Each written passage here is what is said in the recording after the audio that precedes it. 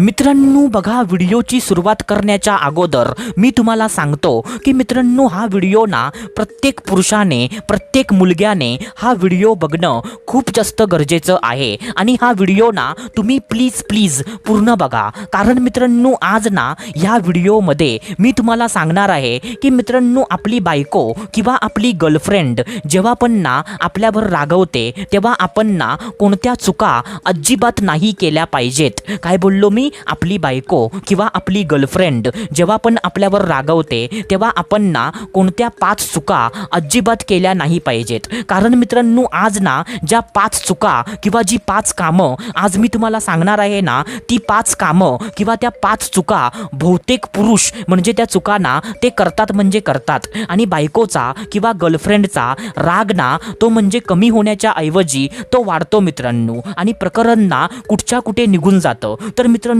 असं काही तुमच्या सोबत कधीच होऊ नये त्याच्यामुळे मित्रांनो आज ना ती 5 कामं, त्या 5 चुका ज्या तुम्ही बायको रागवल्यावर कधीच नाही केल्या पाहिजेत. तर मित्रांनो त्या चुका ना आज या व्हिडिओमध्ये मी तुम्हाला सांगणार आहे. तर त्याच्यासाठी ना हा व्हिडिओ तुम्ही पूर्ण बघा. कारण अशी माहिती तुम्हाला फक्त आणि फक्त आपल्याच चॅनलवरती तुम्हाला बघायला भेटते. तर तुमचं पण कर्तव्य आहे की व्हिडिओला पूर्ण बघणं आणि आम्हाला सपोर्ट करणं. तर चला सुरुवात करूया आजच्या या धमाकेदार व्हिडिओला.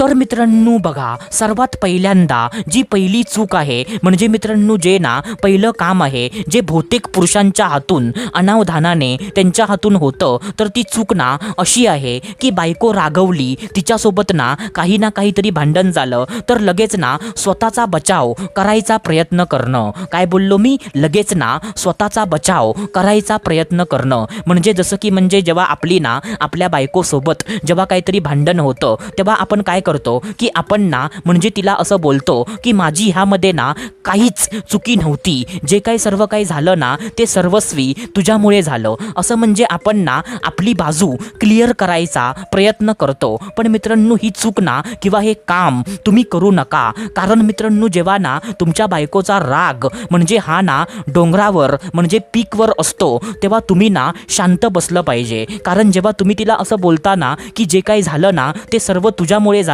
तर मित्रांनो असं बोलल्यावर ना प्रकरण म्हणजे थांबत नाही, प्रकरण वाढतं मित्रांनो. कारण ती पण ना आपली बाजू मांडायचा प्रयत्न करते आणि मित्रांनो बोलण्यामध्ये ना म्हणजे मित्रांनो ते भांडण ना आपोआप ते वाढायला लागतं मित्रांनो. तर अशा वेळेत ना तुम्ही शांत बसलं पाहिजे. लगेच आपला बचाव करायचा प्रयत्न तुम्ही करू नका. आता त्याच्यानंतर जी दुसरी चूक आहे किंवा जे दुसरं काम आहे तर ती दुसरी चूक ना अशी आहे मित्रांनो की तिला ना इग्नोर करणं.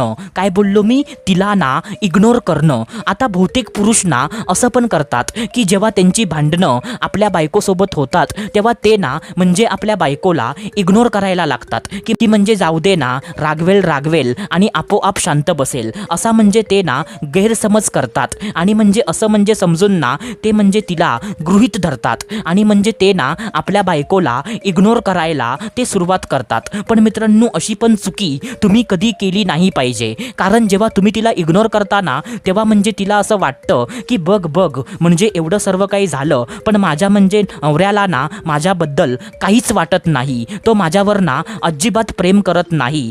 आणि असं वाटल्यावर ना ती म्हणजे तुम्हाला म्हणजे एका म्हणजे वेगळ्या नजरेने ती तुम्हाला बघायला सुरुवात करते आणि म्हणजे तिच्या मनातून ना तुमची इमेज आणि तुमचं प्रेम हळूहळू ना ते उतरायला सुरुवात होतं आणि असं झाल्यावर ना प्रकरण जे थांबायचं होतं ते आपोआप वाढायला लागतं. तर तुम्ही तिला इग्नोर करायची पण जी चुकी आहे ती तुम्ही करू नका. म्हणजे तुम्ही ना एकदम म्हणजे तिला म्हणजे असं नका करू की जाऊ दे ना, काय झालं ते झालं, म्हणजे ती शांत बसेल आपोआप, अशी चुकी ना तुम्ही कधी करू नका. तर हा पण मुद्दा ना तुम्ही लक्षात ठेवा. आत्ता त्याच्यानंतर जी तिसरी चूक आहे किंवा जे तिसरं काम आहे तर ते तिसरं काम ना असं आहे मित्रांनो की तिच्या भावना, तिच्या फिलिंग्स हलक्यामध्ये घेणं. काय बोललो मी? तिच्या भावना, तिच्या फिलिंग्स हलक्यामध्ये हलक्यामध्ये घेणं. आता मित्रांनो बघा, जर तुम्ही तुमच्या बायकोच्या ना फिलिंग्स आणि तिच्या भावना हलक्यामध्ये तुम्ही जर घेत असशीला ना, तर ती पण चूक तुम्ही कधी करू नका. कारण जसं मन ना तुम्हाला आहे तसंच मन ना तिला पण आहे. म्हणजे मित्रांनो, तुम्ही जसं तुमच्या मनाचा विचार करता तसंच ना ती पण तिच्या मनाचा विचार करते. ती पण एक माणूस आहे, म्हणजे तिला पण ना एक भावना आहे. तर मित्रांनो, तुम्ही ना तिच्या भावनेला, तुम्ही तिच्या फिलिंग्सला इग्नोर करायचा, म्हणजे तिच्या फिलिंग्सला हलक्यामध्ये घेण्याचा तुम्ही प्रयत्न करू नका.